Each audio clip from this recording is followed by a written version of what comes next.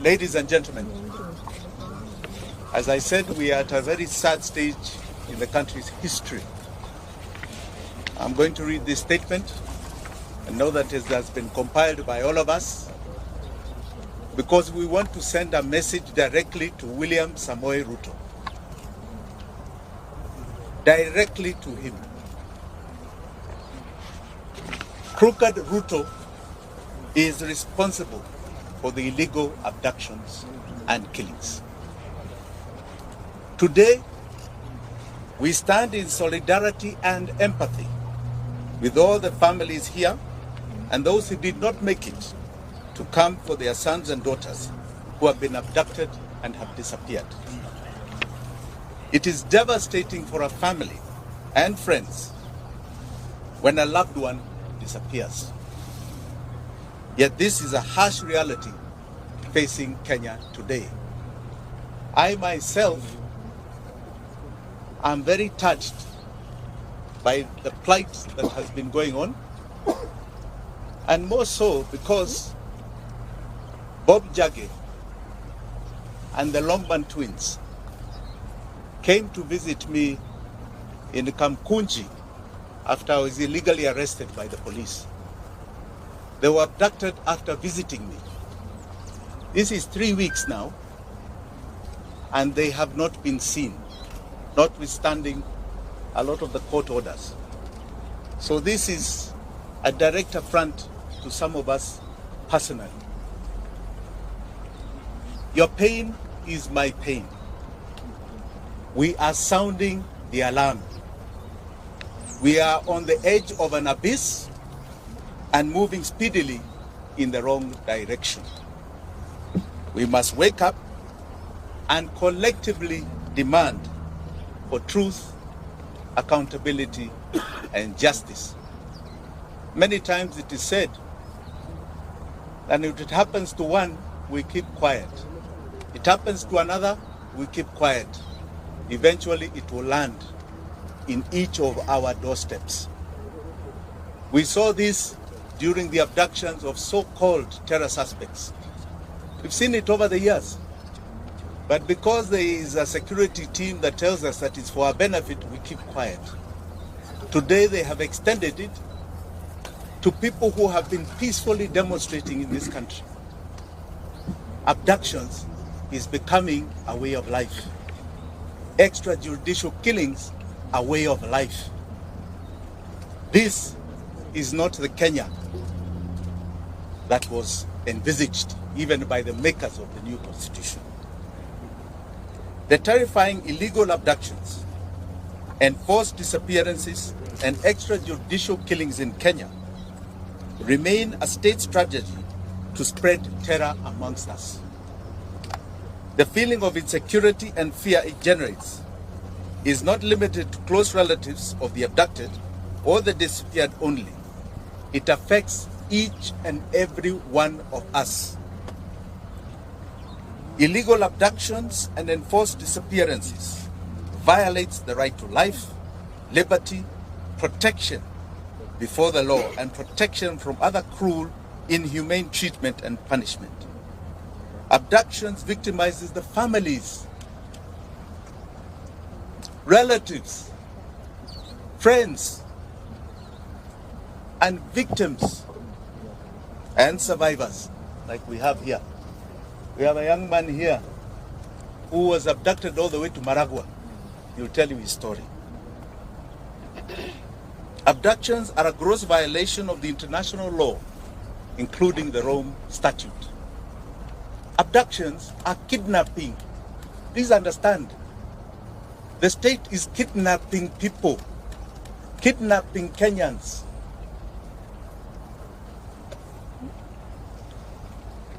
They are a crime against humanity. Family and friends of people who have been abducted and disappeared experience slow mental anguish,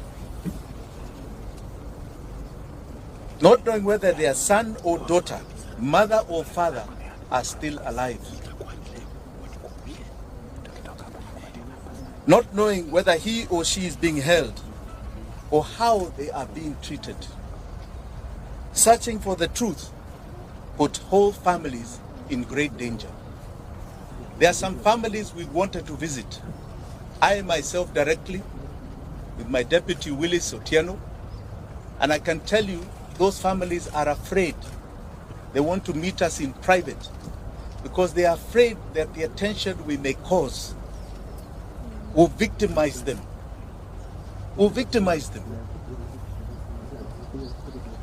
No order or instruction of any public authority, civilian, military, or other, may be invoked to justify a form of abduction, stroke kidnapping, to enforce disappearance.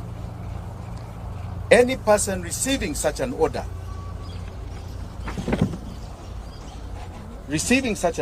or instruction shall have the right and duty to not obey it.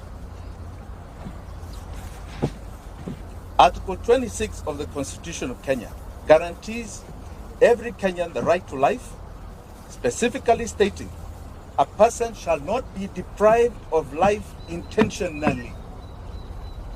Article 28 and 29 of the Constitution provides the human dignity, freedom, and security of the persons, which includes and not be subjected to torture or treated or punished in a cruel and inhumane manner. The Inspector General of the National Police Service, under Article 245 of the Constitution, must exercise independent command of the police. We have seen what is going on. You have an IG who stands up and says you can demonstrate. It's in the Constitution. 2 days later, he's chasing everybody from the streets and his officers are shooting. Who is giving him those orders? The IG is constitutionally required to ensure the police operate with the highest standards of professionalism and comply with constitutional standards of human rights and fundamental freedoms while performing their work. In exercise of the command of the police, the IG has the constitutional responsibility to ensure that the officers commit to protect the right of life of all Kenyans by adhering to the Constitution. President William Ruto took oath and swore that he will truly and diligently serve the people of the Republic and the Republic of Kenya. He will diligently discharge his duties and perform functions in the office of the President while doing justice to all in accordance with the Constitution and the laws of Kenya without fear, favor, affection, or ill will.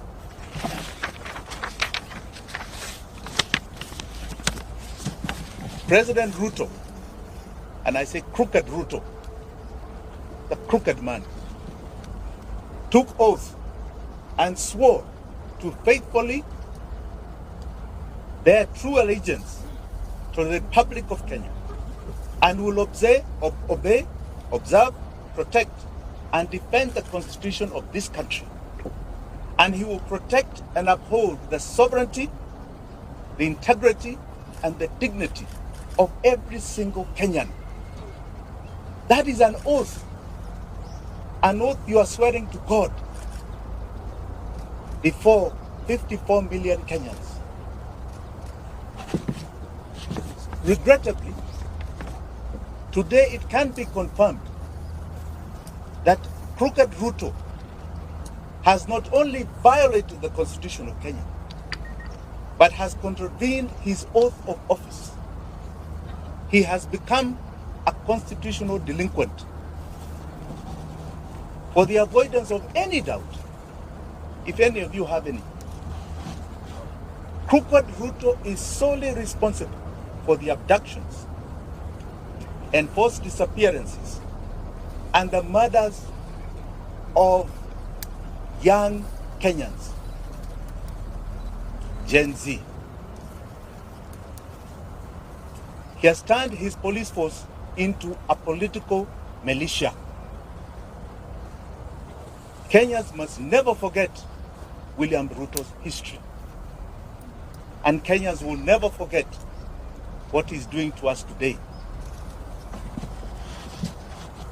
Crooked Ruto is hypocritically mocking, laughing, and demeaning the abducted, disappeared, and murdered sons and daughters of this country, and their loved ones who are painfully crying daily. The only crime they have committed is exercising their constitutional and democratic right to peacefully and unarmed demonstrate on the streets in our country. We will not yield to Crooked Ruto's tyranny. We will not. Because to yield is to advertise to all those that have fought for the democracy that we have today, starting from 1920. We are telling them that we have succumbed to the will of tyranny. William Ruto will not take us there. He is no different. When you look at that man, read the history of people like Pol Pot of Vietnam, Adolf Hitler. Read the history of Amin Dada, who was just next door to us, Umar Bashir, who created atrocities in Sudan. He is no different. It's not a man to glorify. That is a man to feel shame that he represents this great country called Kenya in any position. Finally, I wish to assure the abducted, the disappeared, and their families here and home, you shall never be forgotten by Kenyans. Ruto may forget, may ignore, but we will never forget. You are the true freedom fighters of our time. You are the heroes and heroines of this country. Forgetting you is rejecting our own identity. Forgetting you is to renounce the meaning of our life. Forgetting you means that we do not even love our own families. We will keep the memory of our abducted, our disappeared, our murdered. Forgetting them is allowing Crooked Ruto to achieve his goal of erasing our loved ones from this earth. We are going to continue demanding justice. We shall relive their memory as we do. The abducted, the disappeared, the murdered shall live forever in our minds, in our hearts, and etched in the history of this country. Thank you very much. Do you have any questions? Yes. What's your name? My name is Barack from the History Voice. The president recently said that he is not aware of anything of that, and should there be someone who is aware of such a case, should provide the names to PS Kumon. Have you and your team done so? You know, Crooked Ruto has a big problem. He seems to be delusional. The information is in public domain. The media has over and over stressed names. Are you telling me he does not listen to the media? He doesn't watch TV like all of us? If he was true to the oath of office that he took, he doesn't wait for people to submit names. He would have already set up an inquiry with the allegations that are already there. He should be informing us what is going on. The only reason he is doing that is because he is the one who is doing it. Okay? Let us not mince our words here. Those are his instructions being obeyed by others. And he will be held to account. The days when people just got away with things are over. The level of accountability Kenyans are demanding, and the world, is at an all-time high. He will not get away with it. Any other question? Yes. My name is Jimmy Wanjigi. We understand that teachers have been started up last over the season. Are you an independent party or seeking to be involved? And then, how do you pursue justice? You know, justice for the victims is historical to us. When we had ICC, that was an attempt to deal with justice for the victims. We had 1,400 people who died, 2007, 2008. Today, we are talking, we don't even know the exact number. We have bodies in the mortuary, unclaimed, unidentified. We have bodies being found in rivers and swamps and dump sites. We don't know how many. We can only estimate there may be a few hundred. I think we must start looking for justice elsewhere. We are going to make sure they are accountable in this country. One of the greatest cases that has happened, and I like you to all follow this case, is the case of justice for Baby Pendo. Baby Pendo was murdered by police in 2017. And that case is coming up October the 3rd in our High Court here in Nairobi. That case is taking to court what you call the commanders of that case. The OCS, the OCPD, regional commander, people who actually committed the murder, and holding them personally liable, criminally liable for the death of Baby Pendo. One case at a time is going to achieve things you have never imagined. We've been very supportive of that case. It has taken 5 years. We are now almost at a critical point. So I want to warn all these commanders who are taking instructions. Watch the Baby Pendo case. It is coming to you. Each and every one of you. Whether you're the IG, whether you're the DCI, whether you're NIS, whether you're not CPD, it is coming to each and every one of you. And you will face justice for the victims. Yes? My name is Daniel Sare. Do you think the courts are doing justice to those people that have had the cases, their cases taken to court for the same? So far, I have no major complaints with the court system. I don't. I think they're doing a very good job. Today we got an order. I think the IG is supposed to appear this afternoon. Yes. Well, I think we're quite happy with what is going on in our courts. Yes. My name is Sophia from KK. Yes, Sophia. To know, to clarify, have you?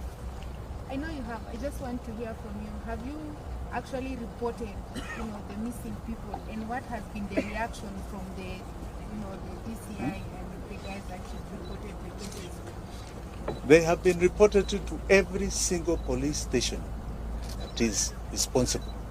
In other words, where we assume, let's just say we are assuming, were the areas of abduction or the areas where the families come from. They have been reported. Have you ever sought a comment from the IG? Have you? You're asking us, have you? Why are you not seeking comments from those people? They are the abductors. They are being accused every day. I'm here accusing them. Let them stress their defense.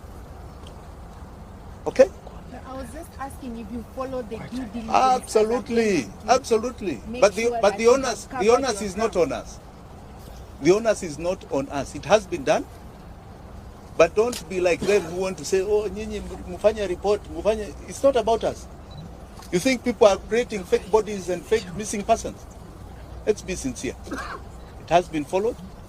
And as you can see, there are people who are living in their own reality. They don't want to acknowledge that there is such a thing. Yes. Yes, Lugu. So far as Jimmy Wanjigi, how many families have you reached to be able to communicate about the missing persons? How many families? How many are there so far? About 12. About 12. Yes, about 12. But as I told you, we are having very serious challenges because these families are very frightened. And they feel if we draw too much attention to them, they'll be victimized. Even their other children will be victimized. But so I would like to keep it a bit quiet. Yeah? Anything else? Yes. Yes, good afternoon. Two questions. One, I understand that you have a case active in court. But the last time when you had a press you informed the public that your team is doing an assessment and very soon you will let the person know how much the damage was by the police officer who raided the home. Two, you mentioned that everything is in draft, and that's why you're confident enough that there were some items that were planted in your favor. This part of the evidence you will present before the courts to be to exempt or satisfy the judges with the evidence? Thank you. Thank you for that question. You know, I didn't call this for myself. I was here to talk about others. Kesi yangu itakuja, and I want to assure you, as I assured you then, it will be a shocker case. Okay? A shocker case. But I'm not here today to talk about that. I'll come to me. Today, I am here. All right? There are people who are not here, who have not only died, others have been abducted. We don't know whether they are dead or alive. I think that's really the concern. Mimi niko hapa, niko hai, niko sawa. My family wako hai. Sindio? So we'll come to that. Yeah. Sorry, last question. Yes. We know some of the people that were abducted, they are bondi wanategemewa kama watu kwa familia zao. I mean, you as Breadwinners. yes. Yes. You as Jimmy Wanjigi, is there any way that you feel like you're going to be able to support them until they... My friend, why are you asking me of private arrangements? Sio hapana kitu ya public. Kuna watu wengine ambao wanasema kitu. Any other question? Yes, ndugu yangu. From? Sorry.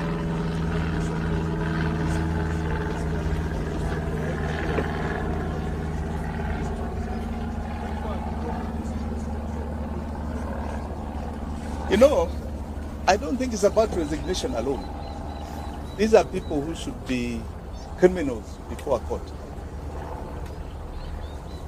They have completely decided the law is irrelevant. And whether they resign today and you put others tomorrow, it makes no difference. The key thing is that they need to be seen in a court of law answering for the injustice that they are committing. That may be the greatest attempt at stopping continual abuse of the law by the police. We need to see an IG in court. We need to see a DCI in court. We need to see OCPDs and OCSs in court. That is what we need. There was a young man who was shot some time ago called Rex Masai. Rex Masai. That was the first one that was brought to our faces. Okay? We've had how many stories for the last 3 months?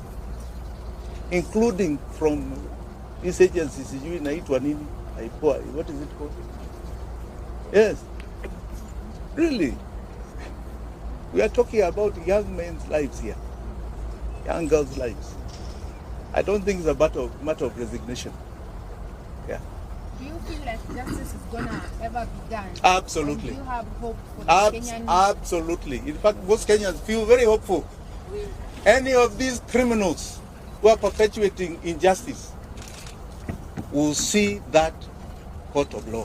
One day, that I assure you, this is not going to continue happening in this country. What is the time limit that is giving the government to be able to produce the people, and what is the plan? Well, let us see how they answer today, because today's, this afternoon's case is critical. Many of us are skeptical. They will say they don't know where they are, they're not the ones who did it. But they also don't know what we have to prove that they are the ones. So let us see what they produce as the excuse this afternoon. Then you can ask me about time limits. Okay? Asanteni sana. Please hold on. I would like you to still hear some people here. Yeah? Please, Felix. Can we start with the former survivor? Yeah, Victim of yeah. abduction? That's This young man. That will be the first. Oh, me. Ya kuja tu hapa. Exchange the